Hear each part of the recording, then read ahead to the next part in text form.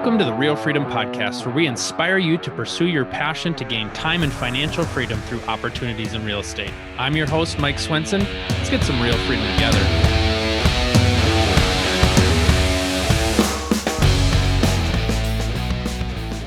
Hello, everybody, and welcome to another episode of the Real Freedom Podcast, where we talk about building wealth and gaining time and financial freedom through different opportunities in real estate. And today I'm so excited to share our guest with you. We're going to be talking about lots of different ways building wealth as an entrepreneur, tax strategies, building and growing your portfolio. So there's so many different ways here that we're talking about building wealth. And we've got Noah Rosenfarb here. And Noah has long been in the real estate industry, also a CPA. So there's so much that he's going to talk about with us. So just a quick background. He's built and sold 8 companies, written 3 books, founded a public company, invested in over 6,000 apartment units, and opened your family office to new clients. So you have a wide set of expertise in all things related to business, money, and taxes. And so we'll talk about that as it relates to real estate today. So welcome, Noah. Excited to have you on the show. Yeah, with pleasure. Glad to be here. Why don't you just share for our listeners just a little bit about your background? Obviously, there's so much there to cover, but just the Cliff Notes version of how you got where you're at today, and then we can kind of dig into that real estate portion a little bit more here. Sure. I bought my first investment property when I was 23 years old, back at the turn of the century. My wife and I bought a 2-family house with no money down. We got $40 back at the closing table. And we started building our real estate portfolio while she was a school teacher and I was practicing as an accountant. I'm a 3rd-generation CPA. I helped my dad scale and ultimately sell his small accounting firm from 12 people to about 70 before I left to start a family office. So as it relates to real estate, then how did that grow for you from your first property to now, like we said, 6,000 units? That's pretty significant. Yeah, so when we were engaged to be married and we bought a home that we were going to live in half and rent half, our idea was we'd just go out and buy a couple of 2-family houses. Maybe we could buy one every year, and maybe 10, 15 years from then we'd have this little portfolio and we could pay it off and eventually retire on the income. And it was a good plan, but what happened as we started to accumulate more units, I noticed that, on a Tuesday on my way home from work, I'd have to stop and deal with an issue. Or on Saturday before we were going to go meet some friends for lunch, I'd have to deal with some stuff with our apartments. And so when I was measuring our return on investment, I was really happy with our cash on cash returns. But then I came to the conclusion that I needed to allocate something for my time. And at the time I was making about $75 an hour in the work that I was doing. So I subtracted $75 an hour for about the couple hours a week that this was taking me to manage. And lo and behold, my returns weren't looking so good anymore. Mm-hmm. And I realized that really my investment of time had to be more appropriately sized to the returns that I'd be able to create. And I pivoted after the recession from owning assets directly to investing in syndications where I was pooling capital. And I think for a lot of people, they build up the grind so much of, how I'm taking pride in the fact that I'm working all hours of the day, burning the candle at all ends to be able to build and grow my wealth. And they're realizing that, from your perspective on a dollar per hour analysis, it's like, it's my time is better spent doing other things. And if you're draining your own emotional bank account, family bank account, in terms of time away from your family, there's a cost there. And so it does make sense to be able to leverage other people and leverage other professionals. That's why property managers help manage properties for people, because it takes away those types of headaches. And I've seen so many people that have built and grown portfolios, and they start with these grandiose plans like you had of, let's just do a couple single families, some duplexes we'll build. And then they're like, oh my gosh, all of a sudden my time is so much more valuable. And so being able to outsource that, have a good property managers has been really key for people. Yeah, no doubt. We found the same thing. And as we've shifted into syndications, my returns have actually better than they were when I was self-managing. Our last 8 transactions, we averaged about a 27% net return to investors. I don't think that'll continue, but I'm happy that we've had it in our past. So talk about that transition then to syndication. How did that get started for you to go from, okay, now I've been doing some smaller buildings to now I want to do something larger? How did you make that decision, and who did you have to partner up with to pull that together? So in 2007, I left the comforts of the family business to start my own family office for affluent divorced women. And as I started to build relationships with those clients, I ended up with, let's say, around 3 dozen families that I was managing their money coming into 2011. And I decided, you know what, now is a good time to allocate to real estate. Why don't you ladies follow me into some real estate transaction that I'll be able to put together. We bought a couple of office buildings and a retail shopping complex. We bought a couple of apartment buildings where I was just pooling maybe $1 million to $2 million of my investors' capital together and investing in someone else's syndication and getting a little bit of an override on the promotes or the fees that the manager was charging, either by way of them giving us a discount or the investors getting better terms and then charging them a separate fee to kind of get back to market terms. So that was how I got started. And then I ended up doing a real estate fund. And then after deploying that real estate fund, I went back to individual deal by deal syndications, which we've been doing for the last couple of years. Okay. And in terms of, finding and networking with syndicators, because I know there's a lot of people out there that want to do syndications, and yet they may not know, how do I find people? How do I trust people, and make sure that they're going to help me make money? So talk about that process of networking and finding those right syndicators, and then for yourself, getting your name out there for people to fund your deals. So for the most part, our target market for operating partners, as we like to call them, the people that have identified the asset, they've lined up the financing, they've got the deal ready to go. All they need is a check from somebody like me. What we tend to look for are people that have had success in real estate in the past. They've maybe broken off from a larger firm where they were an asset manager or they were involved in underwriting or acquisitions, and now they want to do it by themselves. They've likely bought 1, 2, or 3 assets with the money that they've been able to pool together from their friends and family. And now they want to grow. They want to get into that 100+ unit acquisition, and they don't have confidence that they have enough capital on their own to get that deal closed. So we'll come in and partner with them. Sometimes we'll be the key person and sign on the loan.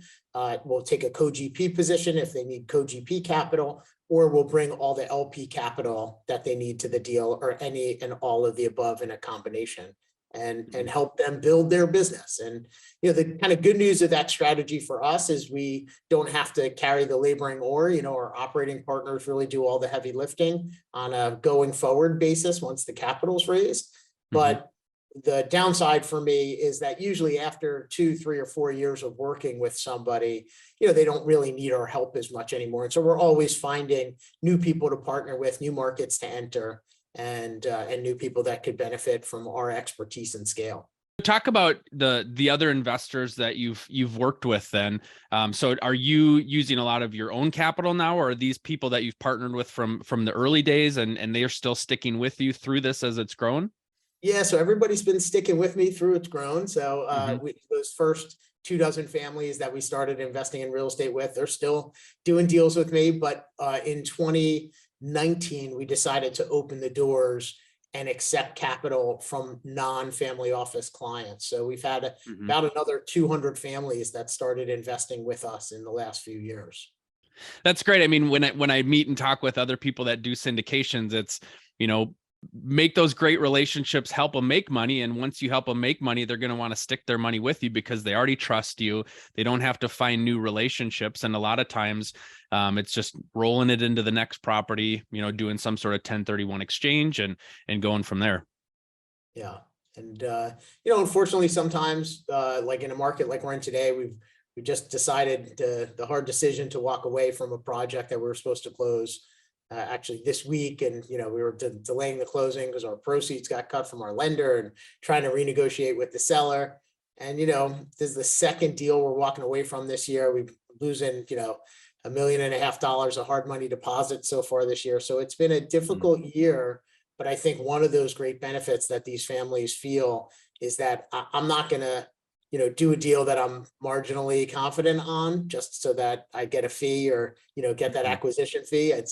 That's not really the reason I'm in this business. I'm looking to invest my money first. And if it's not good for my money, it's certainly not going to be good for someone else's. And that's a key for people building trust and having those great relationships is, they want to know that, that they can trust you and that you're going to do what's right for them. And I think sometimes walking away from a deal or talking about deals that, just weren't good enough for your standards help them to see like, okay, this isn't the type of person that's just going to buy anything and everything to take our money, but they really do have a set of standards and are trusting me to have a great deal on the table. And if we don't find that deal, we're not going to do a deal. We'd rather do no deal than the wrong one. Yeah, it's tough because it's a business as well. And we've got overhead and a team. And then of course, we kind of lose out on our deposit money, but in the long run, over time, I know doing what's best for the investors is always what's best for the business. So talk a little bit then about the other stuff that you've worked on. I mean, I think I want people to see too that, you can have your hand in real estate and have your hand in other things, and they can work well together. And so you've built some businesses that kind of help feed each other and serve each other. And so would love to hear kind of how that idea got into your head and how you were able to develop that because of the success that you've had in other areas. Yeah, so I had this family office for affluent divorced women from 2007 that I grew to 2011 and then kind of relocated, moved my family from New Jersey to Florida. And that business became a lifestyle business, just had a handful of clients that I was working with. And I ended up selling that company in 2014 to another investment advisory firm. And I was partially retired for a couple of years while I was doing some deal making. And I came to the conclusion, in part because too many people were asking me for help, that I really should build the infrastructure to serve the people that I consider my heroes, which are the entrepreneurs that are creating jobs and innovating and, really the ones that make the world go round. I don't want to rely on the government to, satisfy all the needs of all the people. I think entrepreneurs are the ones that do it more effectively. So decided to build a family office for entrepreneurs, really keyed into those that are making $1 million or more, have an 8-figure net worth, but might not have had their liquidity event yet, haven't sold their company and aren't sitting on a pile of cash. And we're able to help them really build the life that they want and become what we refer to as rich beyond money. Because most of the people, when they approach us, they've achieved a certain level of financial success, but they may not really be living the life that they want. And so together we help them, along with their spouse and whoever else is, intimately involved in how they spend their money and their time, figure out what's really going to bring them the most meaning in their life. And collectively, we go from where they are now, we understand where they want to be, and then we help figure out what's the best way to get there. What does that look like for somebody? Do you have maybe an example of, how we can turn the money into the meaning piece that you talked about? Yeah, it's usually looking at, again, first achieving financial freedom, because I think that's what most entrepreneurs strive for first.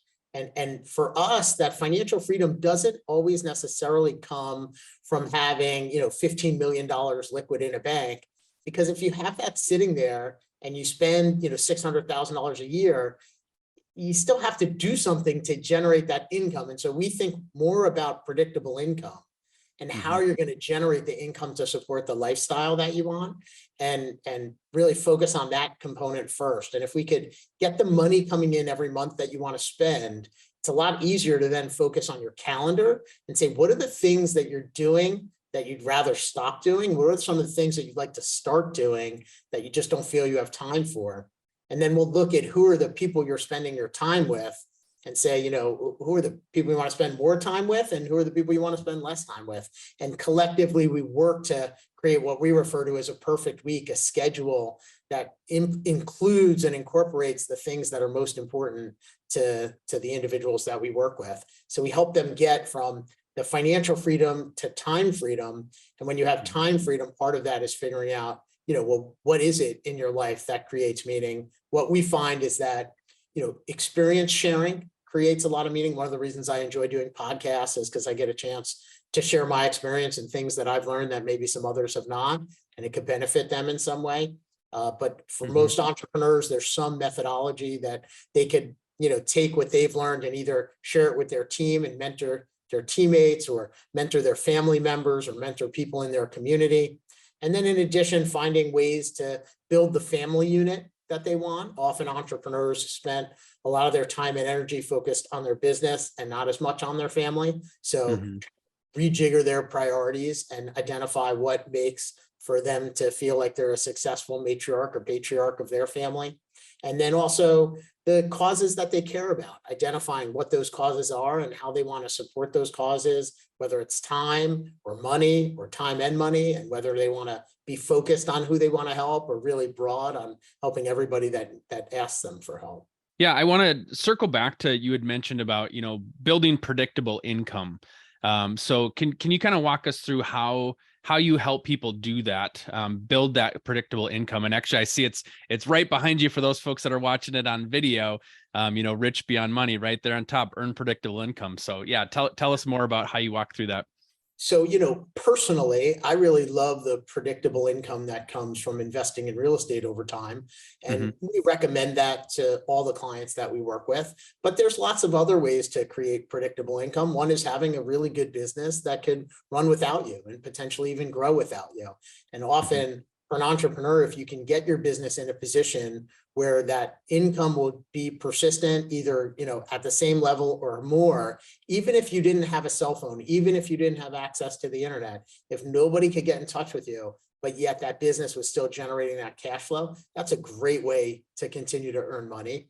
And then, of course, there's other more common ways to earn predictable income, like investing in publicly traded markets, like leveraging insurance, like using private debt as a vehicle. So there's all these other instruments of investments that can generate predictable income for clients. And it's figuring out, what are they comfortable with? What do they understand the risks of? What do they like investing in? So one of our kind of key components of our advice is, before you sell that business that's generating most of your cash flow, try and invest enough capital so that you're generating 20% of your monthly lifestyle from those passive sources.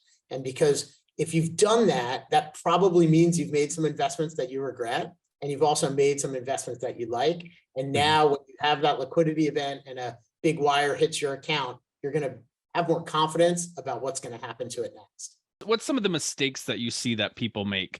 Obviously you're helping them walk through that, but if you have an entrepreneur that's, trying to do this on their own, they're trying to build this on their own, and obviously you've got your CPA background here, chiming in, but what are the mistakes that you see people make that maybe they should avoid?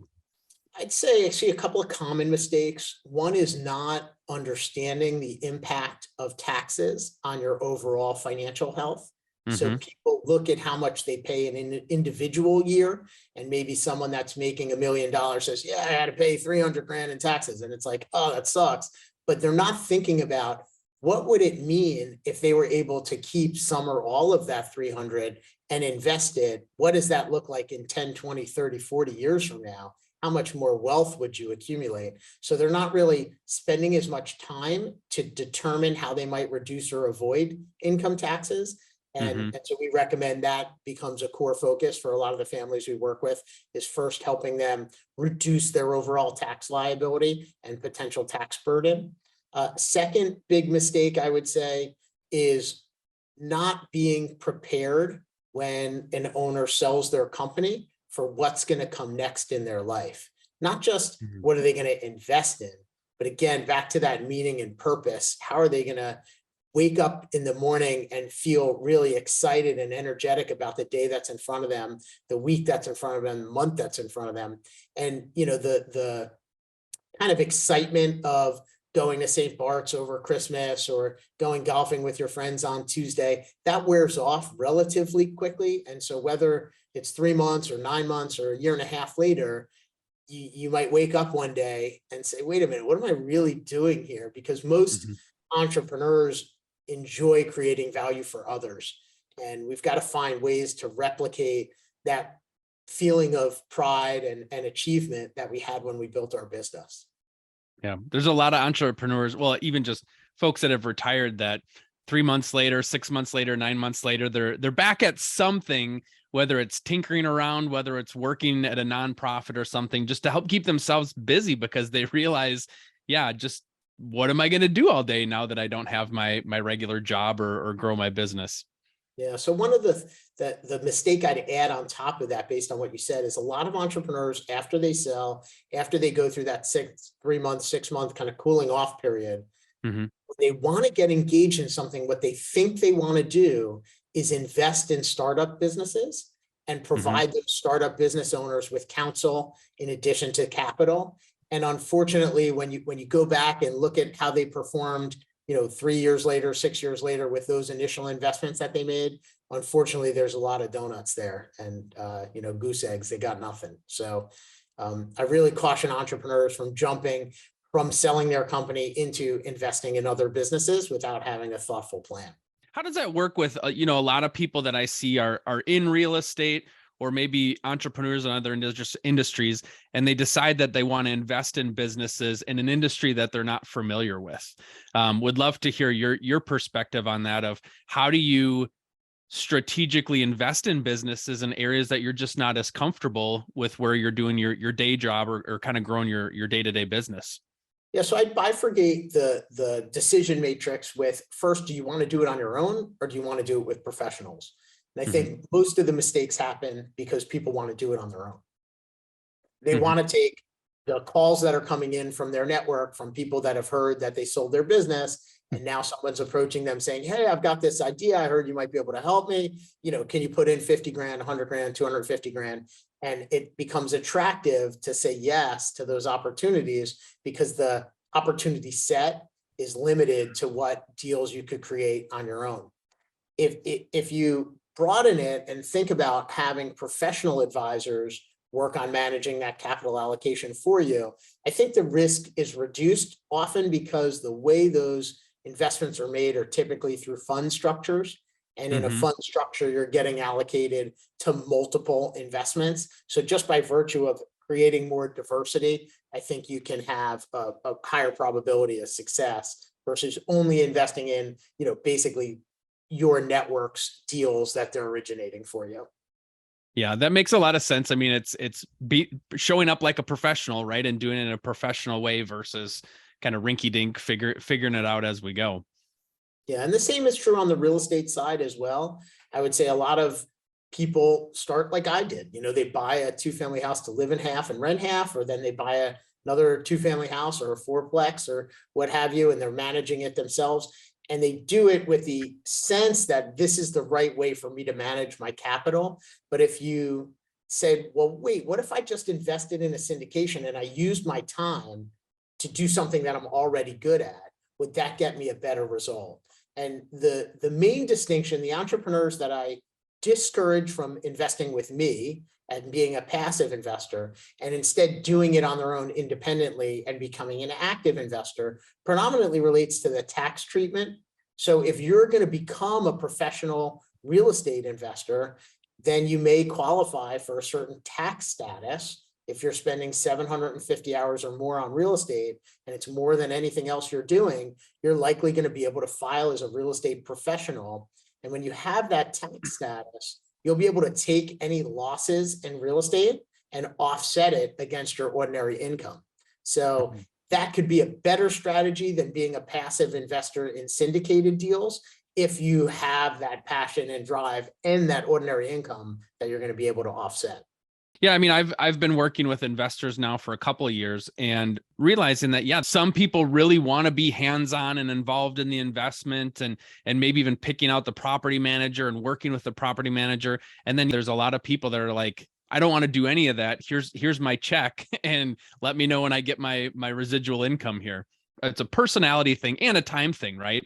Somebody outside of real estate doesn't necessarily want to or have the time to learn how to pick a successful syndication, or the right questions to ask for somebody. Is this the right market? Is this the right opportunity? And so that's where going back to great relationships can really matter. And when you can show them that you can handle their money correctly, they'll want to have more money for you. So the kind of the future for you, what are the things that you want to spend your time and focus on to continue growing what you're already doing?